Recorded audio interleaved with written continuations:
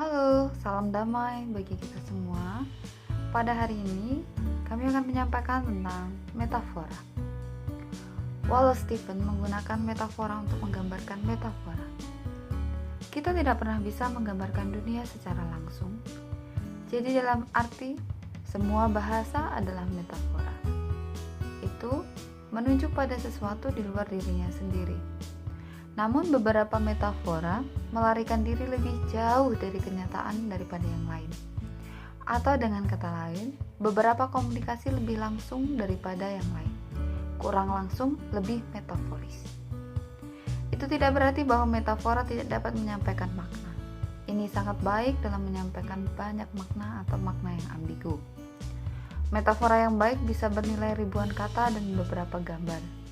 Mampu menggunakan metafora adalah dasar komunikasi, penulisan, pelatihan, pengajaran, dan terapi yang baik.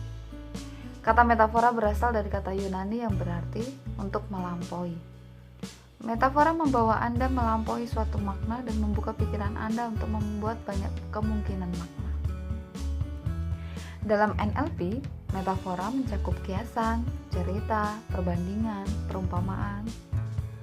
Metafora adalah langkah ke samping. Itu memotong ke samping dalam istilah NLP. Metafora tidak masuk lebih detail atau changdon. Mereka tidak pergi ke kelas yang lebih umum atau aspek yang lebih luas, chang up. Mereka membandingkan satu aspek dengan yang lain untuk menerangi. Metafora menyinari seperti lampu sorot berwarna pada satu objek, membuatnya tampak sebagai warna yang berbeda, atau mengambil sepotong musik dan memindahkan ke kunci lain sambil mengolahnya lebih rumit. Lagu itu sama, tetapi ekspresinya berbeda. Metafora bisa seperti menghirup udara segar di ruang kelas yang pengap. Metafora dalam kehidupan sehari-hari. Metafora membuat perbandingan, potongan ke samping, atau menerangi subjek untuk menunjuk bahwa itu seperti sesuatu yang lain. Paradoksnya, dengan membuat perbandingan mereka membuat makna aslinya lebih jelas. Kita perlu perbandingan untuk mengerti. Sentuh bagian belakang tangan Anda dengan jari Anda. Anda akan mendapatkan beberapa informasi tentang seperti apa bagian belakang tangan Anda. Sekarang gerakkan jari Anda di sepanjang punggung tangan Anda, maka Anda dapat jauh lebih banyak informasi dari perbedaan. Kita perlu perbedaan untuk memahami apapun perbedaan, dan perbedaan harus melibatkan perbandingan. Metafora ada di sekitar kita. Metafora sehari-hari yang baik masuk ke bahasa umum sebagai klise. Misalnya, dia turun seperti 1 ton batu bata, atau ini hujan kucing dan anjing. Jika Anda berpikir tentang dua metafora ini, Anda melihat mereka konyol, tetapi mereka jelas masuk akal pada tingkat tertentu karena orang mengatakannya sepanjang waktu. Metafora juga muncul dalam cerita yang kita ceritakan. Cerita itu penting. Mereka adalah hak keseluruhan kita.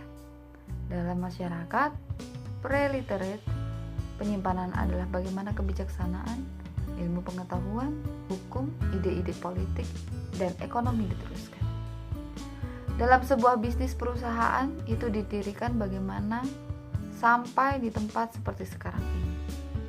Lalu kisah-kisah diceritakan di sekitar mesin kopi, kisah-kisah yang tidak pernah didengar pria senior, tetapi itu sangat mempengaruhi bagaimana orang merespon mereka dan bagaimana mereka bekerja. Jika seorang konsultan ingin mengalami sebuah perusahaan, mereka perlu mendengarkan cerita-cerita itu. Staf mengatakan, benar atau tidak, mereka mendefinisikan budaya. Seluruh organisasi memiliki metafora identitas. Jelas, sebuah organisasi yang mereka lihat atau yang melihat dirinya sebagai bisnis keluarga akan melakukan bisnis dengan cara yang berbeda dan memperlakukan karyawannya secara berbeda dari organisasi yang menganggap dirinya sebagai mesin tempur berarti atau organisasi pembelajaran. Dunia keuangan juga bermandikan metafora. Kita berbicara tentang arus kas, aset likuid, aset beku, dan mengambang perusahaan. Uang tampaknya seperti air dalam banyak hal karena selalu menyelinap melalui jari kita. Lalu ada uang kotor yang dicuci. Dunia penjualan penuh dengan metafora seperti meriam di dinding kastil. Banyak organisasi juga menggunakan metafora pertempuran keluar dan membuat pasar dan mengalahkan oposisi. Beberapa orang penjualan mempersenjatai diri dengan teknologi baru, sementara yang lain berbicara tentang merayu pelanggan, merayu mereka, dan juga kesehatan dan obat-obatan juga penuh dengan metafora. Perang melawan kanker, melawan flu biasa, memberantas kuman, dan sebagainya. Sistem kekebalan tubuh kita dibandingkan dengan mesin pembunuh yang canggih. Kami juga memiliki banyak metafora untuk menggambarkan perasaan kami yang sering disebut bahan organ. Misalnya, dia membakar pekerjaan kita. Anda membuat saya sakit. Dia sakit di leher. Berdiri di atas kedua kakimu sendiri, tunjukkan sedikit tulang punggungmu ya. Ini sulit untuk ditelan. Ini menghancurkan hatiku. Kau membuatku jengkel. Nah, tak satu pun dari ini secara harafiah benar, tetapi mereka sangat sugestif dan mungkin memiliki efek pada tingkat tertentu. Kami tahu orang-orang dengan postur bungkuk yang tidak membela diri sendiri, dan beberapa situasi dapat membuat Anda merasa mual. Deepak memilih pepatah yang menarik dalam buku-bukunya tentang kesehatan. Sistem kekebalan Anda menguping dialog internal Anda. Ini sendiri adalah metafora yang mengunggah dan menyarankan agar kita dapat berbicara tentang penyakit dan kesehatan. Tidak terlalu mengejutkan karena kami sepenuhnya mengharapkan dokter, terapis, dan psikiater melakukannya. Jadi, metafora tidak baik atau buruk, tetapi mereka memiliki konsekuensi mengenai bagaimana kita berhubungan dengan dunia, orang lain, dan tubuh kita sendiri. Metafora memberdayakan akan membantu Anda. Metafora beracun akan melemahkan Anda. Kisah-kisah yang kami ceritakan dan bagaimana kami menceritakannya kepada diri sendiri dan orang lain sangat mempengaruhi kehidupan kami. Mereka menciptakan realitas kita. Saat ini kita akan berbicara tentang jenis metafora.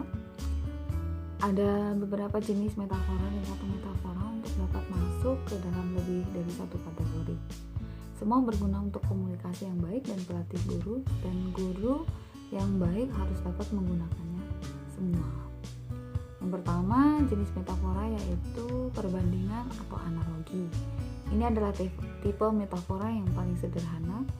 Sekutu Eisen, Anda mengatakan seperti ini. Ini seperti itu misalnya. Nah, pelatihan itu seperti acting, atau aku mengerti maksudmu. Memahami itu seperti melihat. Metafora ini tersebar luas dan memperkaya bahasa kita. Dalam konteks yang lebih luas, Anda juga dapat menggunakan perbandingan sebagai tema dengan merujuknya beberapa kali dan membangunnya dengan elemen dari metafora yang sama. Misalnya, konsultasi itu seperti pekerja detektif. Anda ingin menjadi detektif macam apa? Apa kejahatan itu? Apa saja petunjuknya? Nah, jenis metafora ini disebut metafora pengorganisasian atau metafora pembelajaran umum. Ini berikan poin umum yang ingin Anda sampaikan dengan cara yang lebih efektif daripada dengan mengatakan langsung. Mereka mungkin pendek dan bernanah atau panjang dan lemah. Sebagai contoh, kami dulu memiliki penjaga sekolah. Dia adalah orang sengsara. Dia tidak pernah mengizinkan kita untuk melangkah keluar dari aturan sekolah. Kapanpun ada keraguan, dia akan berkata, tunjukkan sebuah aturan yang mengatakan kamu diizinkan untuk melakukan ini. Dan kami menjawab, oke, tunjukkan pada kami aturan yang mengatakan kami tidak bisa. Dongeng, moral, mitos, dan dongeng adalah contoh dari metafora pembelajaran. Dan kemudian jenis metafora selanjutnya adalah metafora kognitif. Ini memberikan urutan ide yang membantu menciptakan perbedaan baru. Ambil kisah Chuang Tzu, orang bijak dari Tiongkok yang hidup sekitar 300 tahun after Christ. Berbicara dengan temannya Huizu, setelah pertengkaran, Huizu dijual. Kata-kata Anda tidak berguna. Chuangzu berkata, tetapi Anda harus memahami yang tidak berguna sebelum Anda dapat berbicara tentang apa yang berguna. Bumi sangat luas, meskipun manusia tidak menggunakan apapun selain dari area yang digunakan. Namun, jika Anda menggali seluruh bumi dan sekitar kakinya sampai Anda mencapai dunia bawah, maka apakah pria itu masih bisa memanfaatkannya? Tidak, itu tidak akan sia-sia, kata Huizu. Sudah jelas, lalu Saluang Chuangzu bahwa yang tidak berguna memiliki kegunaannya. Selanjutnya adalah jenis metafora emosional. Tujuan utama dari metafora jenis ini adalah untuk memperoleh keadaan emosional dalam pendengar, meskipun semua metafora melakukan ini sampai batas tertentu. Metafora ini dapat bekerja dalam salah satu dari dua cara. Anda dapat menceritakan sebuah kisah sedemikian rupa untuk mendapatkan pendengar untuk mengidentifikasi dengan berada dalam situasi yang dijelaskan dan rasakan emosi yang akan dihasilkan. Atau Anda dapat menggambarkan situasi dan pendengar akan merasa emosional tentang apa yang sedang dijelaskan. Misalnya, saya sedang terburu-buru kemarin dan harus melewati paket yang benar-benar penting. Saya pergi ke kantor sebelumnya dan bergabung dengan antrian. Wanita di dalam sangat lambat dan kemudian dia tidak dapat menemukan surat-suratnya dan memulai mengeluarkan tas tangannya. Apakah Anda tahu bagaimana rasanya menjadi begitu dekat? Namun ketika Anda sedang terburu-buru, saya harus menunggu di mobil dan berada pada satu meter. Anda dapat menggunakan kombinasi metafora dan emosional untuk mengajarkan strategi. Anda melakukan itu dengan mengulangi serangkaian metafora yang memiliki urutan keadaan yang sama. Misalnya, untuk menetapkan strategi untuk beralih dari frustasi ke rasa ingin tahu. Pertama, frustasi. Memberikan metafora yang memunculkan frustasi. Misalnya yang di atas tentang antrian kantor pos. Kemudian, rasa ingin tahu. Berikan metafora yang memunculkan keseimbangan batin dan metafora yang memunculkan motivasi menjauh dari frustasi. Misalnya, stres menjadi buruk bagi kesehatan Anda, atau menuju keseimbangan batin. Misalnya, sukacita, perasaan senang. Nah, metafora selanjutnya adalah metafora yang terhubung. Jadi, di sini Anda memberikan beberapa metafora yang tampaknya tidak berhubungan dengan semuanya, memiliki kesamaan, perbedaan, atau informasi yang ingin Anda berikan atau tekankan. Misalnya, perjalanan pesawat terbang, naik dalam lift, melihat sarang semut, dan pendaratan di bulan pertama adalah tentang mendapatkan perspektif baru di atas. Oke, kita ke pembahasan selanjutnya yaitu tentang metafora isometrik. Metafora isometrik adalah cerita yang mengikuti garis besar yang sama sebagai masalah, bergerak menuju kesimpulan yang diinginkan dan berisi sumber daya yang dapat dipetakan ke masalah. Semakin miring metafora, semakin kuat kekuatannya.